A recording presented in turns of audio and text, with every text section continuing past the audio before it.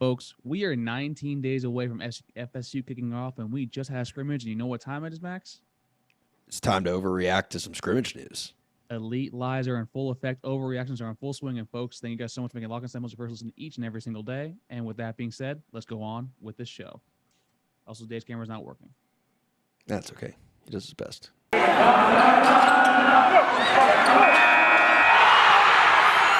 You are Locked On Seminoles, your daily podcast on the Florida State Seminoles, part of the Locked On Podcast Network. Your team every day.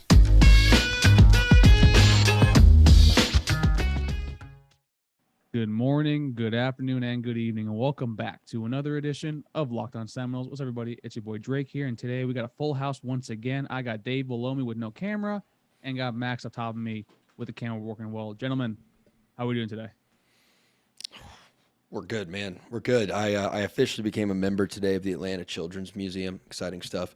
So yeah, that was cool. Ready to talk scrimmage. We have 18 days to lie to ourselves and to each other. So let's take advantage of these 18 days because after that, it's going to get tougher to lie. I just wanted to ask how you're freaking doing. You rude I'm ready to lie. I'm in a lying mood. Let's lie. All right, then you know what? Let's go get right into it, folks. Before we get into that, thank you guys so much for being Locked On Seminoles first listen each and every single day. And always don't forget, 5-star reviews, either Apple Podcasts, Spotify, Stitcher, wherever you get your podcasts from, and also on YouTube. Like this video, subscribe it, share it to your friends, and also ding the little bell so you know when new content drops. Max, you're going to be in Tallahassee very, very soon. Yeah. So Deuce Spann's winning the Bolitnikov, I've heard.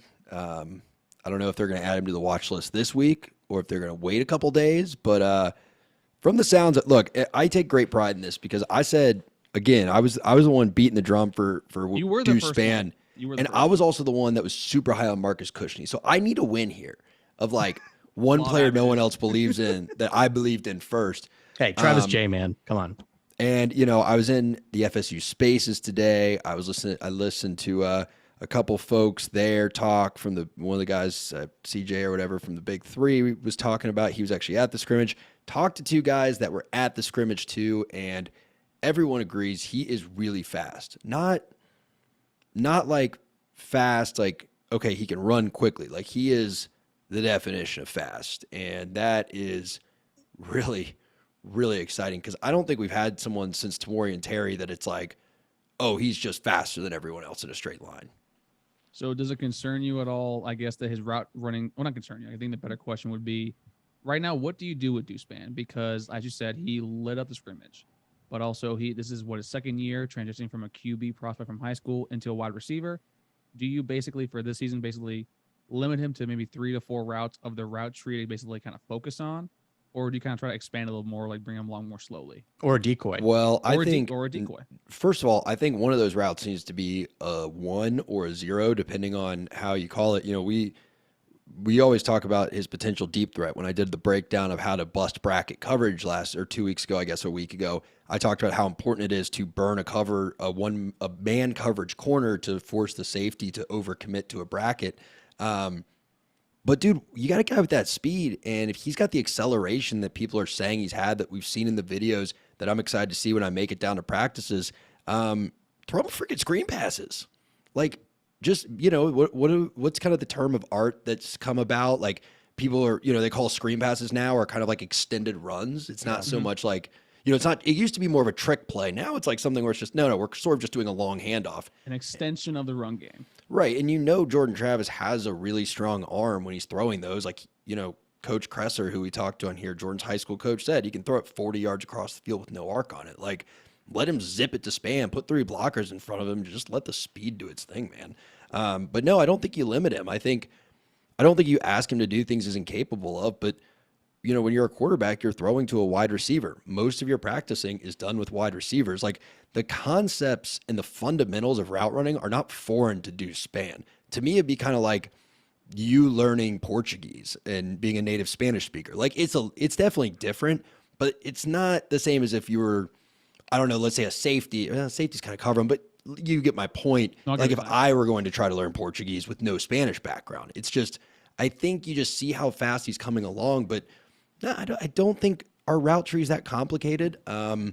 It's more, can he learn the playbook? Can he understand, when to do what on option routes is probably the toughest part of making the transition, because there's what the quarterback sees and how they want an option route to look.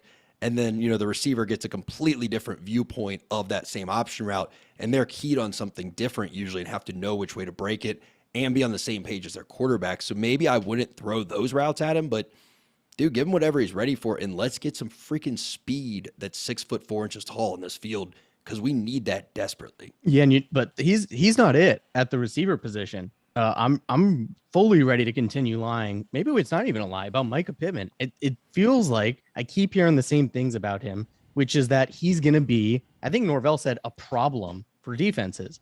And we haven't had a problem at the receiver spot since Tamorrion Terry, I think. Very different. Like, he's not going to blow the top off and just be faster than everybody. But we haven't had a consistent receiver in the slot who we can depend on. Like apparently Micah Pittman could be this year.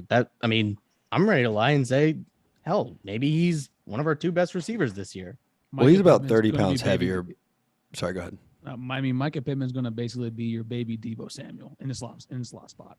Basically going to be asking what you need to do, and also basically, in my personal opinion, is going to be probably your Swiss Army knife of your offense. And then also with Deuce Spann, I'm actually going to be very excited for the Louisville game when we simply ask him to run a go route against Jarvis Brownlee, because we all know that Jarvis Brownlee cannot keep up on a majority of go routes. But wide receivers, they look solid. I heard there was a few drops in between. I think Johnny Wilson, didn't have the best. Yeah, they of still days, can't catch. So, most of them still can't most catch. Of them still can't catch. It's terrifying. But this is the first week of fall camp, but it wouldn't be some overreaction to it if we didn't talk about the offensive line.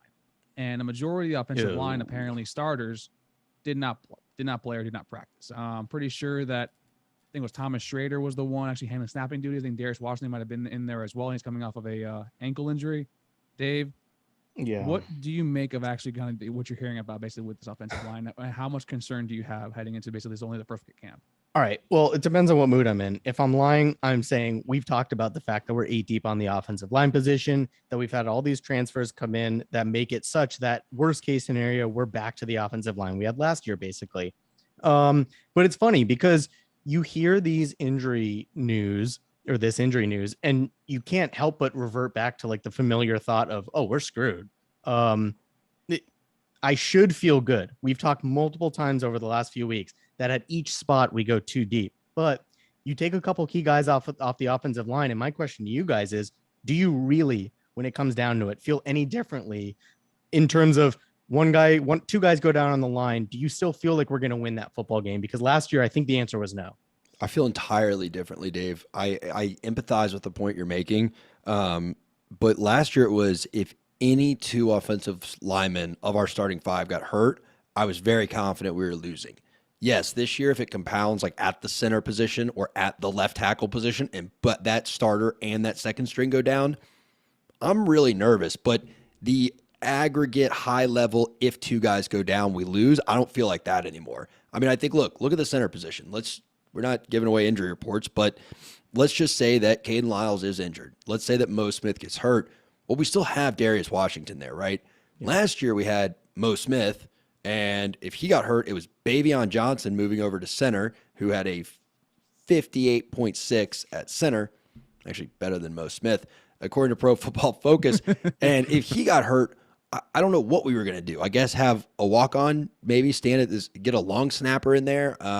Drake was going to fill and it just would have been an absolute disaster. So I think that in a way, hearing the guys that we're hearing, whose names, we're not going to necessarily throw names out there, but talking to our correspondent Hunter, who's done some recon for me, I feel like it kind of proves the depth that we do have, that we were even able to have a scrimmage, because last year there were times where they had to not scrimmage in practice because not as many offensive linemen as you would think it would take for that to happen were hurt, so they couldn't run 11 on 11. Now they're having a full scrimmage with at least 3 or 4 offensive linemen not participating, and that's kind of encouraging in a way. And wasn't it not long ago that we were having to put like walk-on defensive linemen out there because we needed to be able to run plays on offense in practice? 2 years ago in 2020, yeah, we were hearing about, or they were doing stuff where they were like, putting 1 defensive lineman out there and they had it just center, guard, and then 2 just, coaches or dummy guys just standing at the tackle positions while they ran plays, like, because guys were so banged up. So yeah, like, again, I'm not excited guys are hurt by any means, but I think it is a testament to the depth that we've built at that position. I will say, like, I think people might be brushing some of this off a little too quickly. Yeah. Again, not breaking anything, but talking to some of the folks down there that they're on the ground, they're on campus, they're working with the team. I would not be so confident that all of these are just precautionary. They're not all, like, I'm trying to be careful with what I say here, but I'm not saying anyone's out for the season or anything like that, but I do expect to see an offensive line against Duquesne that maybe isn't as good as if no one had any injury issues at all throughout camp. I'll put it that way. Yeah, I mean, pretty much that's kind of thing that I was kind of hearing too, that initially it probably would have been precautionary. I think there were some sort of banged up players, I think, during the middle of the week. But then as, you know, a few days go by after initial evaluations, you go a little more deeper into it, that it might be a little more, not worse for the wear. Like, I think what Max, you're saying is that no one is completely out for the entire year. I know there was the big rumor that was basically on Twitter and 247 where we had several linemen actually tore their ACL.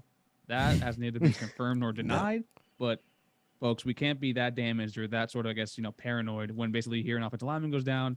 You can't automatically assume the worst for wear. But I can tell you that I talked to someone that directly speaks with people on the training staff, and I know exactly where the rumor of the torn ACL came from. I know what injury it is, and I can tell you it's not a torn ACL. Yeah, I can say that. I don't know if that counts as reporting injury news, but I can confidently tell you that I know exactly what injury got equated to that, and it's not even close to a torn ACL. Yeah, so I don't even know if guys, like I said, I don't even know if guys are going to miss Duquesne, but if you miss a week or two of practice, it's not good for your development. That being said, it's a scrimmage. So I'm going to use Dylan Gibbons as an example. If he were to be kept out of a scrimmage for precautionary reasons, it's his 6th year of college football. I would much rather have his body taken care of. Like, he knows the system. He knows how to block. We've seen him do it. Like, there's some guys that you really shouldn't be that worried about their development if they do say, hey, maybe this guy, I'm just using Dylan as an example, doesn't need to go full contact, full live in an 11-on-11 right now.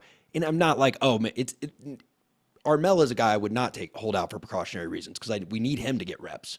The older guys. And the older guys, I mean, you see in NFL all the time, preseason game 1, what they play, like, one series, maybe several snaps. No, and it goes to basically what you're saying, where the depth is so much of a better spot than the previous years that these young kids actually can get the reps that they need, and we don't have to keep, using them on basically stars. Hopefully, Armella apparently has put in